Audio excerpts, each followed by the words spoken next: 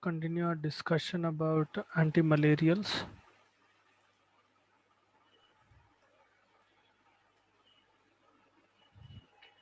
So yesterday we discussed about chloroquine. I told you that chloroquine is basically a drug that will stop the conversion in the parasite of a toxic compound to a non-toxic compound. So the parasite is basically trying to convert hematin into hemozoin, hematin being the toxic compound and hemozoin being the non-toxic compound to the parasite. So if hematin accumulates, the parasite will die.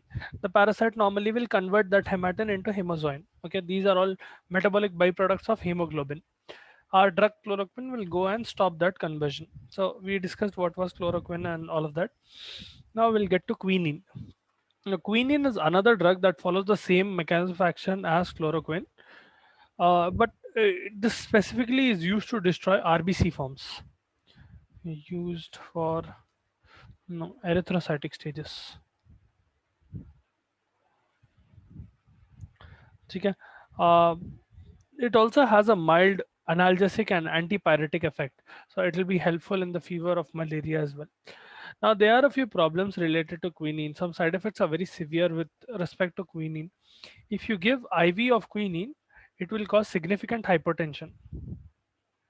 Significant hypotension. Right. It also stimulates uterus and it's a abortifacient, meaning it will cause abortion. Completely contraindicated in pregnancy. Stimulates uterus and is a abortifacient.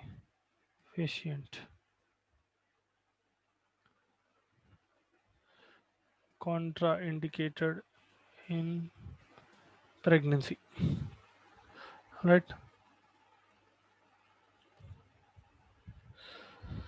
Now, other than that, it has some very specific high side effects, very important side effects. This is very poorly tolerated. As such, the drug is very bitter, bitter to taste. Okay, it's a gastric irritant. It will cause nausea, vomiting, and epigastric pain. Okay, this drug can cause hypoglycemia. Hypoglycemia. So what happens is the patient will ultimately will lead to coma. The reason why hypoglycemia is occurring is quinine causes or it stimulates insulin release. So whenever you have excessive amount of insulin, the amount of glucose is decreasing in the person's blood.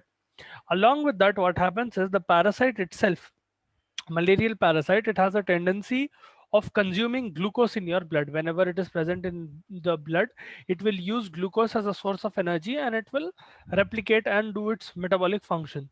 So there are two ways through which hypoglycemia is occurring in the malaria patient. As such, malarial parasite is using the glucose that is present in your blood, but if you give quinine to treat that, it will also cause profound hypoglycemia, which can sometimes lead to coma because quinine itself is stimulating insulin release. So just right here, stimulates insulin release. All right. Some other adverse effects, important adverse effects related to this are synchonism. Synchonism is specific to quinine. It's a combination of several symptoms. The patient will have blurry vision or they will completely lose their vision bilaterally in both their eyes. They will have ataxia, dizziness, sometimes hearing loss, or they will have hearing loss with tinnitus or only tinnitus. Tinnitus is ringing in the ear. Those are all symptoms of synchonism. Okay, synchonism will occur wherein the patient has tinnitus, vision loss, or blurry vision. The patient might have hearing loss, nausea, vomiting in synchosin. Okay, the patient might have vertigo. Okay, all of that can occur because of quinine. So that is one drug that is used in for RBC forms of malaria. Now we'll come to tissue seizonticides. Tissue seizonticides are specifically those drugs that are given for pre-erythrocytic stages or sometimes even for exoerythrocytic stages. Okay. अब इसमें आते आपके, first of all, the primary drug that comes under tissue schizonticides,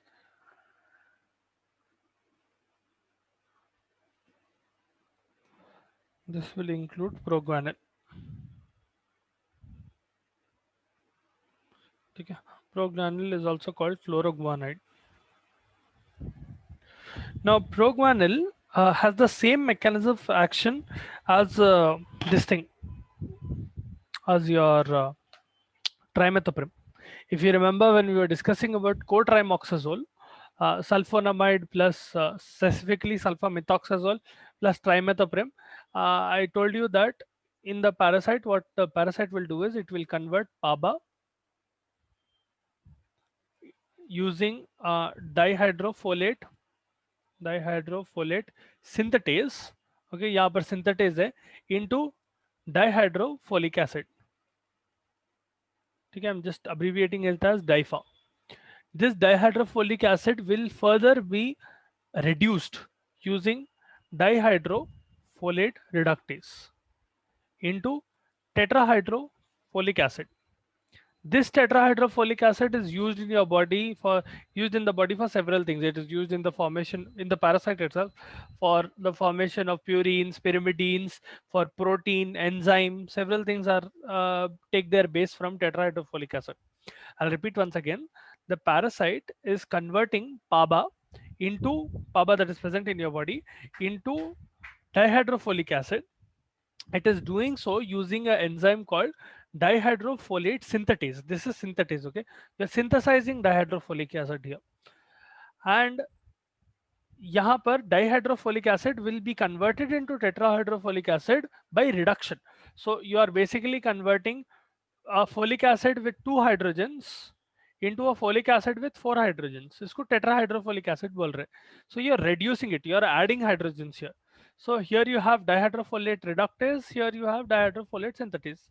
In the previous classes when we were discussing about cotrimoxazole, I told you that यहाँ पर sulfonamide काम करता. This is the mechanism of action of any sulfonamide. Okay, your pyrimethamine, your proguanil, both of them will work the same way. They will inhibit this fellow. And trimethoprim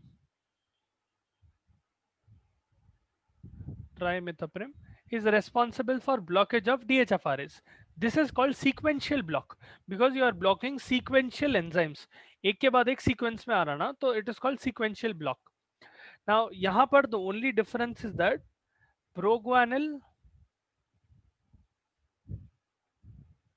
and another drug called pyrimethamine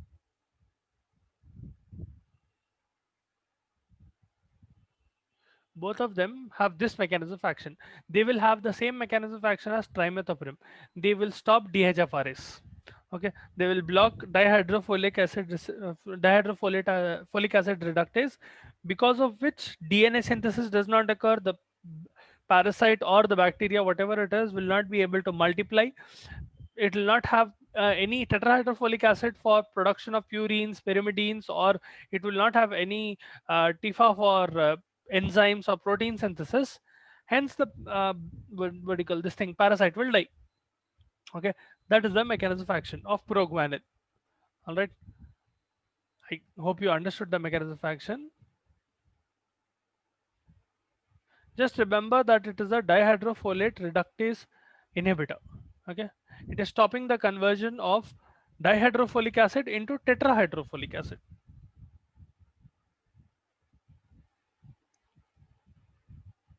All right, so I'll just write here mechanism of action. It inhibits dihydrofolic acid reductase. Dihydrofolate reductase भी बोलते हैं उसको थोड़े text books में. Okay. The result will be that purines, pyrimidines, and proteins of the parasite are not formed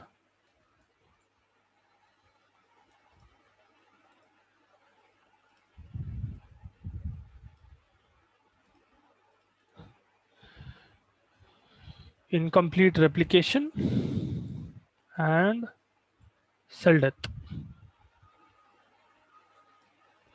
All right, that will be the result. That is the mechanism of action of our progranil. All right. Now coming to PK properties of our this drug, it is absorbed very slowly. Okay, we talk about PK of the drug. Absorption is slow. Absorption occurs through gut, but absorption is slow. Absorption through gut, slow absorption. It's partly metabolized by liver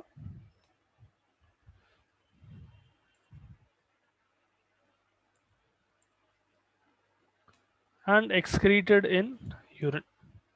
See, proguanil is technically a prodrug in the sense that it is not an active drug. Proguanil will be converted in your body into cycloguanil. Okay, liver does that. Proguanil into cycloguanil. ये conversion liver में होता. ठीक है. This is also technically a part of your metabolism. This is an active drug.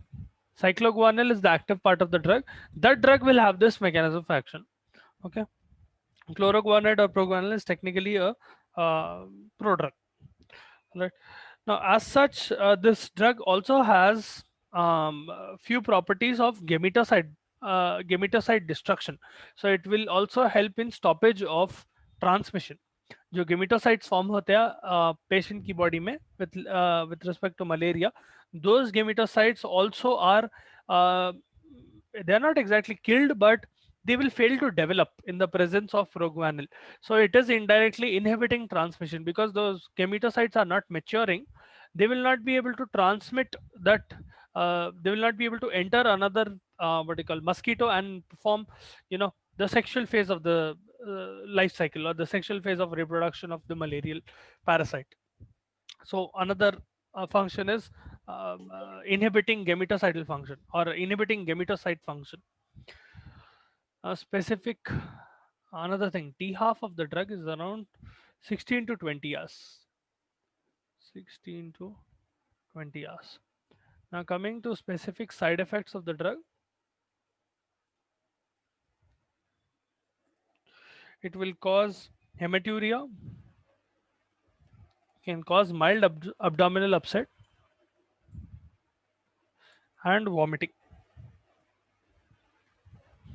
Occasionally it will also cause hair loss and stomatitis. Occasionally, though not very frequently. It can be used in pregnancy. Okay, so safe in pregnancy.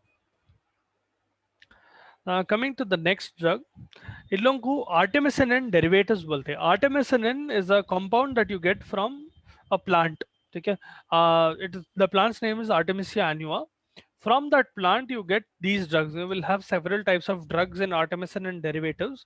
We'll discuss about one of those drugs called artesunate. If you've ever seen a malaria patient case sheet of malaria, you must have seen a drug called Falsigo. Falsigo is basically artesunate. Okay, we'll discuss about that.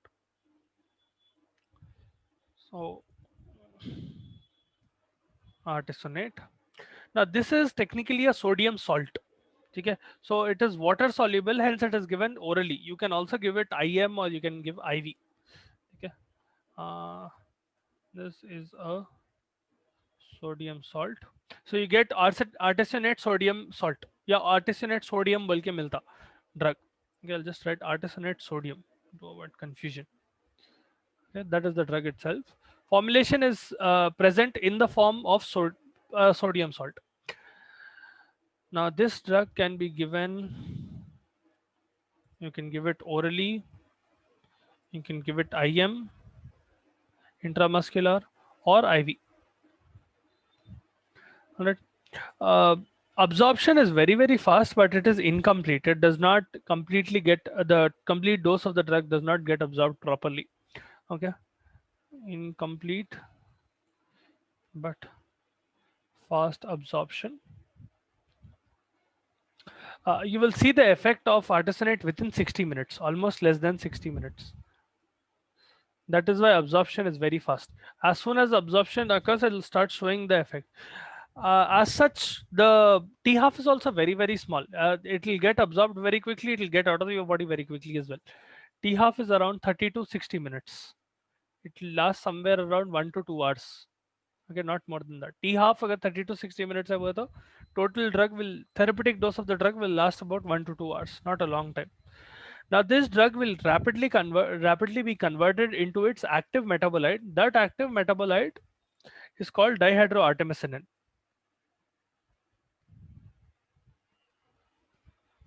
Okay, इसको DHA भी बोलते हैं.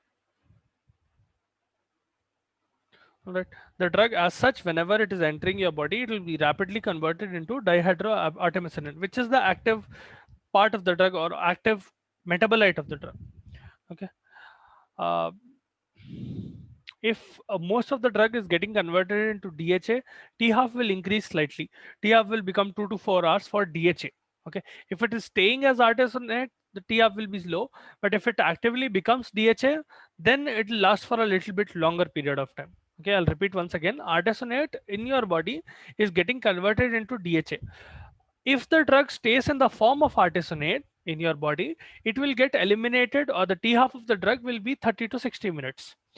If most of the drug gets converted into DHA, that DHA will stay in your body for a longer period of time. The T half for this DHA, it is a different form, ठीक है? So T half will be slightly longer, 2 to 4 hours रहता है इसका. Okay, when compared to 30 to 60 minutes. Now specifically it causes some adverse effects. Those are EDE. It will cause itching. It can cause drug fever. So there will be some fevers that are drug induced. This is one such drug. It can cause nausea, mild nausea and vomiting. Okay. The patient might have abnormal bleeding and dark urine.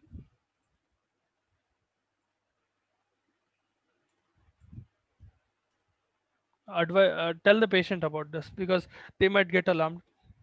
This drug also causes QT prolongation, because of which you should avoid giving it with antiarrhythmic drugs. Okay, some patients have also complained of reticulopenia, where reticulocytes are decreasing, and leukopenia. Okay, if you stop giving the drug, or when the patient improves, leukopenia and reticulopenia will go away. Okay, there are a few very specific interactions with artesunate drug interactions, especially with antihistamines. Okay,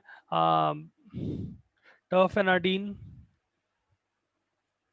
you have astemizole, then antiarrhythmics. Both of these are antihistamines, terfenadine and astemizole. Do not give interactions. Matlab the drug is interacting with this drug. Do not give artesunate in the presence of these drugs or in combination with these drugs. Antiarrhythmics, TCS, tricyclic antidepressants, your amitriptyline, imipramine, वो पूरे डेसिप्रामाइन. Anti एरिथमिक्स में आपके वो आते flecainide, encainide, sodium channel blockers, calcium channel blockers, beta blockers, वो पूरे anti arrhythmics है. And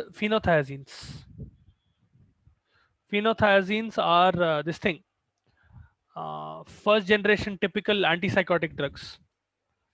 Okay, so all of these, if you give it with artesunate, it will increase the risk of cardiac dysfunction, specifically cardiac conduction dysfunction or cardiac conduction defects will occur when given with artesunate. They cause cardiac conduction defects. Okay,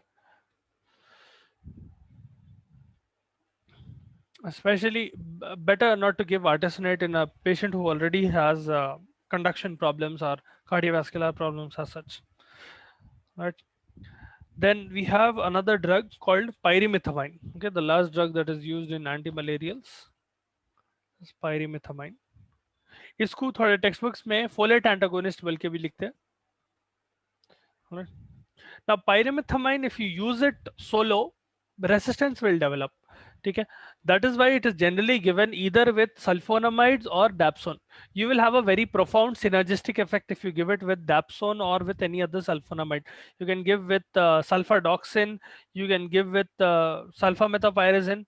दोनों ultra long acting sulfonamides है, तो your T half will be very very long, and it is nice if you can give them with that. Generally, because sulfadoxin and sulfamethopyrazine का side effects बहुत severe रहते हैं, you only give, if you are giving in combination, a single dose in one day. उससे ज़्यादा नहीं देते, ठीक है, because the dose itself will be very high. Generally कैसा रहता बोले तो pyrimethamine, as I told you, it will have the same mechanism of action as our proguanil. So here we have PABA, the same story again. PABA gets converted into dihydrofolic acid. Dihydrofolic acid gets converted into tetrahydrofolic acid. ठीक है. यहाँ पर folic acid synthetase, so you have dihydrofolic synthetase, and here you have DHFRase. ठीक है. This is dihydrofolate synthetase. ठीक है. is enzyme है ना. यहाँ पर आप, when you give it in combination with sulfonamide, so your sulfonamide or dapsone will act here, and pyrimethamine will act here. It will block DHFRS. So you are getting sequential blocks and you get a profound effect. Now, generally speaking, अगर sulfadoxine use करें, long acting sulfonamide, sulfadoxine,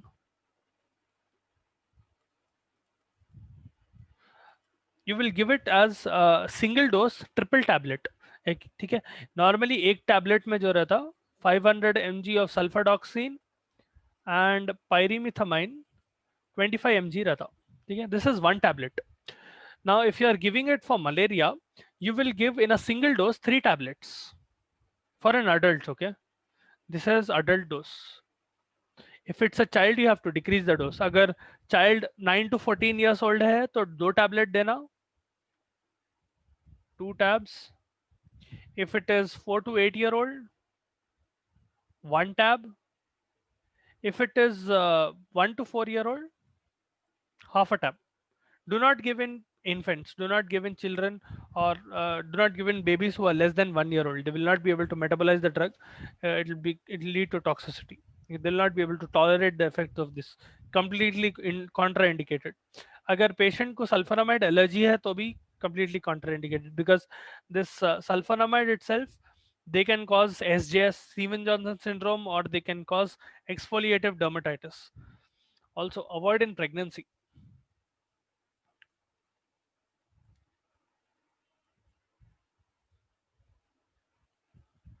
ठीक है. Important point. Now, as such, pyrimethamine alone has some side effects, but it is very, very occasional. Occasionally, it will cause nausea and vomiting. Sometimes, if you give a very high dose of pyrimethamine, it can cause megaloblastic anemia. RBCs that are produced will be very, very huge and they'll be dysfunctional. It can also cause granulocytopenia. Okay, WBC levels will significantly go down if you give high doses of pyrimethamine. Generally, this drug gets metabolized through your liver and excreted in urine. Normally क्या करते हैं आप, you use this drug prophylactically before the clinical symptoms of malaria occur. You will use it 2 weeks before what you call, let's suppose a patient is going to an endemic area, तो 2 week पहले आप start कर देते treatment pyrimethamine का. All right, so with that we have completed anti-malarials. If you want me to repeat any particular part, or if you didn't understand any particular drug, please let me know, or else we'll move into anti-amoebic drugs.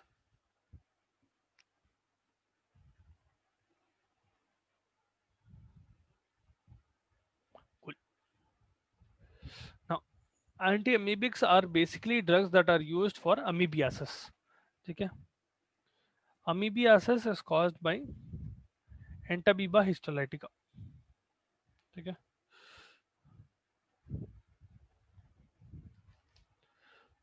Now, Entamoeba histolytica, this fellow, how it causes is you will have cysts. that are being transmitted through fecal oral route. So if someone is drinking or eating contaminated food or contaminated water which is contaminated with this bacteria, sorry, this parasite, what happens is the parasite, specifically the cystic stage of the parasite, so I'm not going into a lot of detail, the cystic stage of the parasite will enter into the person's body if they are generally happens in developing countries. Okay, it's not really common in developed countries, especially अगर tropical countries है, Brazil, India, Argentina, वैसे countries में ज़्यादा होता, Bangladesh, ये cyst, this it will enter into the intestine, specifically it will enter into the large intestine, and it will form a different stage called trophozoite. Now this trophozoite stage can do two things. One, it what it can do is it will stay in the large intestine and it will live as a commensal. Commensal का मतलब it is not causing any harm to the human while it is taking advantages from the human. ठीक है, it is able to thrive and live there while not causing any harm. That is one way it can live. So these patients will cause disease propagation. If you have a person, let's suppose there is some X person and that person got infected with amoebiasis or entamoeba histolytica, in whom these trophozoite stage have decided to live as a commensal. So what happens is these trophozoites will multiply, they will form cysts, इसको luminal cycle बोलते हैं, okay, not going into details, and these cysts will pass into stools. These will help in transmission or help in propagation of the disease. Okay, these patients might not have any symptoms altogether, they are called asymptomatic carriers of amoeba, or asymptomatic carriers of amoebiasis. All right, very dangerous in a different way. That is one sequence that can happen. Okay, they're living as commensals and they are spreading. Another thing that can happen is this trophozoite might think of or it might enter mucosa. Okay, it might invade mucosa of your large intestine, mucosa. Okay, as it enters mucosa, it will cause dysentery, it will lead to amoebic ulcers, specifically it will cause flask shaped ulcers, and the patient will have dysentery. Dysentery का माने, अब amoebiasis दो अलग वे में हो सकता है, या तो acute अमीबियासिस हो सकता है या chronic अमीबियासिस हो सकता है. अगर acute अमीबियासिस है तो the person will have bloody and mucoid stools. If you have bloody stools, that is generally indicative of dysentery. ठीक है, the patient will have abdominal pain along with bloody mucoid stools. Excuse me. That is acute amoebiasis.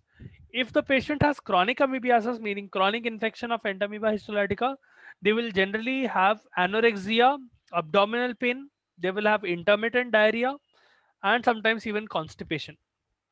Okay, that is in chronic cases anyway. So as these ulcers are occurring, amoebic ulcers, they might lead to acute dysentery.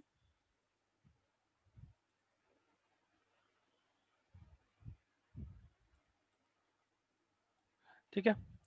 Now, sometimes what happens is this trophozoite from the ulcer, it might choose to enter a portal vein. Okay, because your portal veins are carrying nutrients and what do you call, chemicals from your large intestine and from your GIT to the liver to get metabolized. Whatever you eat gets passed through portal veins. Sometimes what happens is these parasites also will enter into the portal vein, because of which it will enter into liver. And if it is gaining entry, the first symptom that you see as a complication will be liver abscesses. Generally, it is very common if you have a patient with complicated amoebiasis, they will show liver abscesses. Nahi to kya hota? It, because it is gaining entry into your blood, it can go to any other part of the body. It can go into your lungs, it can go into your kidney, it can go into your brain, and it can cause other problems there. Okay, so that is how amoeba will spread and that is how amoeba will propagate. Now, as such, to treat amoeba or to treat amoebiasis, there are two ways you can treat it. Okay? One is by killing the intestinal parasite, or by killing extra intestinal parasite. Sometimes the patient will have both the forms. Okay? Extra intestinal मतलब intestine के बाहर है. Generally आपके intestine के अंदर it can either be in the cystic form or it can either be in the trophozoite form. But if it is in extra intestinal form, meaning if it is in your systemic circulation or if it is in your organs of your body, it will only be trophozoite form. ठीक है, I'll repeat once again. अगर आपके large intestine में है, if you have a patient who has amoebiasis and you think that they are only confined in the large intestine, you can find two different forms there, two different forms of the parasite.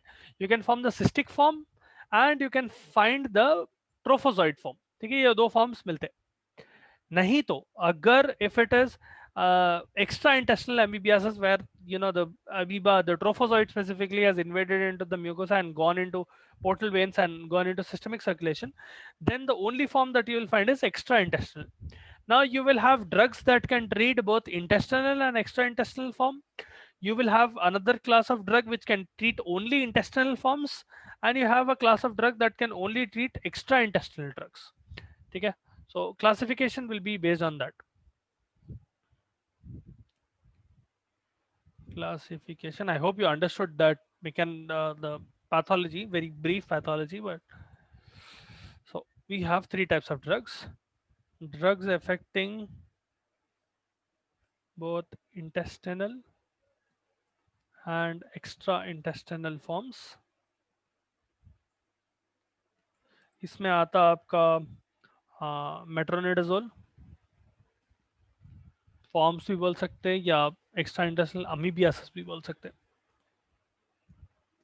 ठीक है, so basically cyst and trophozoite दोनों को मार रहे हैं. या metronidazole, इन लोगों को नाइट्रोइमिडाजोल्स बोलते हैं. Metronidazole is a drug that is technically given for anaerobic bacteria or any other anaerobic organism as well. In some textbooks you will find metronidazole and the class that metronidazole belongs to as nitroimidazoles. ठीक है, थोड़े से textbooks में वैसा भी मिलता है आपको, means the same.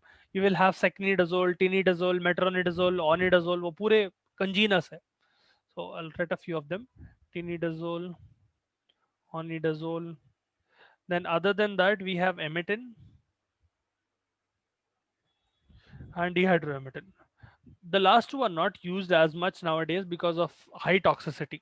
Emetin and dihydroemetin will cause a lot of toxicity in a patient. Then we have the second class, drugs affecting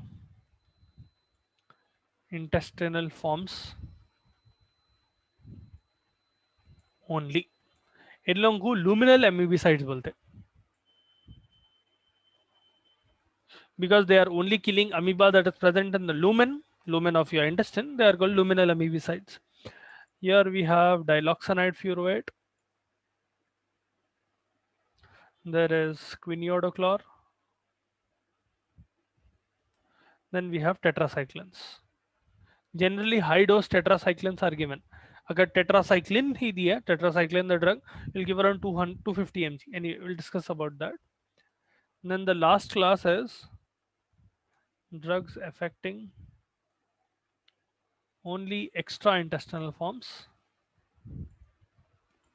This is chloroquine, the same chloroquine which we discussed in malaria. वही drug use करते हैं. ठीक है, tomorrow we'll start off with what is metronidazole, the mechanism of action, and we'll get into amoebiasis, the drugs used in amoebiasis.